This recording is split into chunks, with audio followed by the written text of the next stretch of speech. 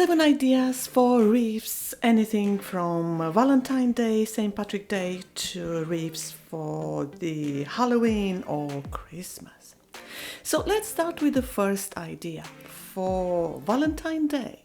And as you will notice with all the other wreaths, I tend to use decorative mesh, flowers, wooden boards from DollarTree, styrofoam or very light items, plush toys and Amazon squeezable items, besides the support frame. And on this occasion, the support frame was from Goodwill in the USA. Is that white support, which I purchased, I think it was like $2.99, $3.99, so clearly somebody threw it away and I decided to use this.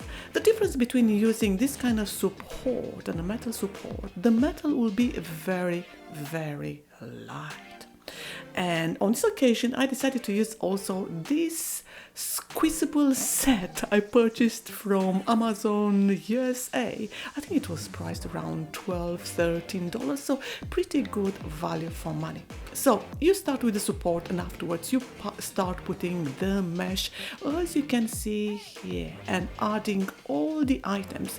What is very important to remember is that more you put, heavier the wreath is going to be.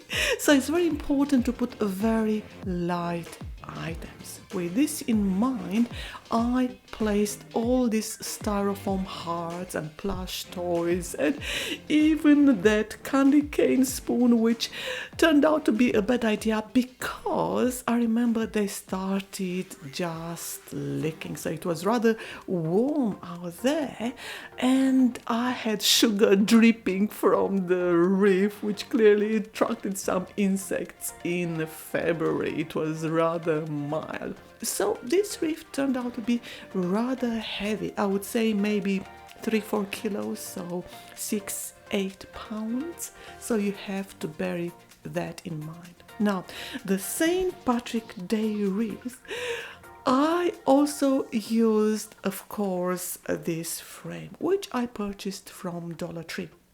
And I put the decorative mesh in green and white, trying to keep the colors associated with St. Patrick's Day. As you notice, for Valentine Day, everything was mainly in red. Again, I found these very light items, and since I couldn't glue them, normally I would use silicone glue or any other type of reliable glue. So because these items were much bigger, I decided to use zip ties. This is a very good idea. So you can purchase zip ties in the color which is most associated with your design. So I used black and white zip ties. What I did, I also put extra items on top which were created by me, or I modified, like this heart, which I decided to cut in half, and you see on the upper side. Of course, you try to cover the small areas. You are not putting anything with flowers or anything else. And this St. Patrick's Day sign you saw there was also made by me from the edges of the heart, and I put letters I have created myself. So clearly you have to have lots of imagination when doing this kind of wreaths. And if you try to keep the color scheme into, say, 3, maximum 4 colors or 5 colors. So I used mainly white, green and bits of pink, as you can see here, plus other little colors. So I just added lots of items here in there.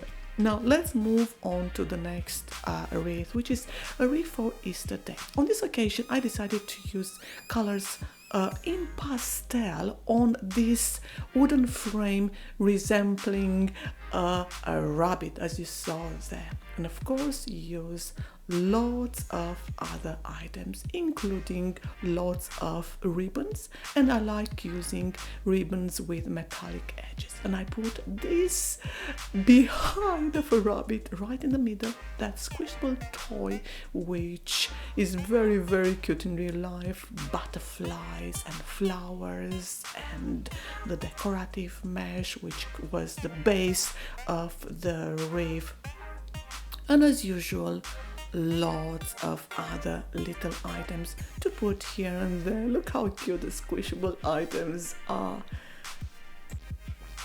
Talking about the base, you notice there that I used the metallic frame from DollarTree, which normally costs like $125, $150, whether you are in the USA or Canada. And I also used other wreaths I purchased at Goodwill, which is a charity shop with lots of branches, not only in the USA but also Canada. And I used more other types of wreaths, like the one which I used for the autumn wreath, for the Halloween wreath.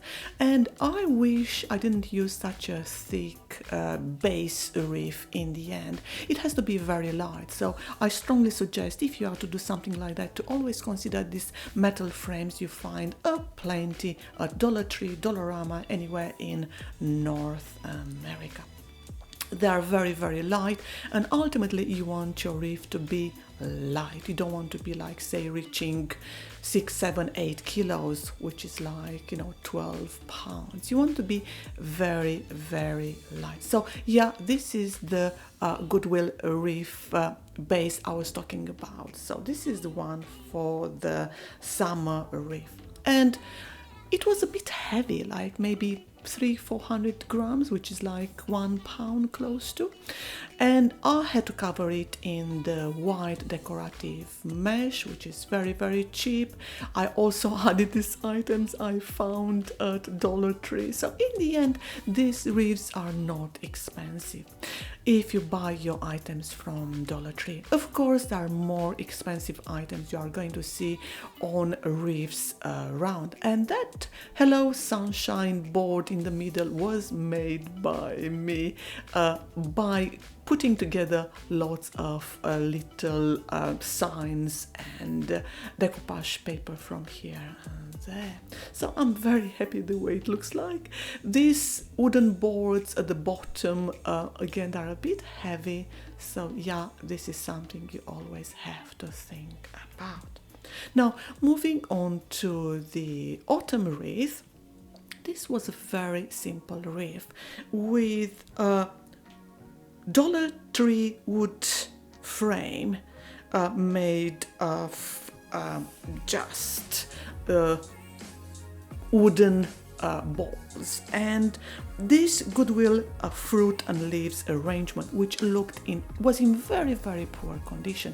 So on this basis, I decided to buy from Amazon this set of leaves, and I think I got for like $8, maybe 1,000 leaves. So there are going to be lots for other projects, and look how good it looks now with that Dollar Tree wood balls frame. Just simple on one side and improved clearly on the left hand side. The Halloween wreath was actually my first wreath I made, and I used the Goodwill floral frame, which was rather heavy, and I removed the roses which were on it, and I used them on the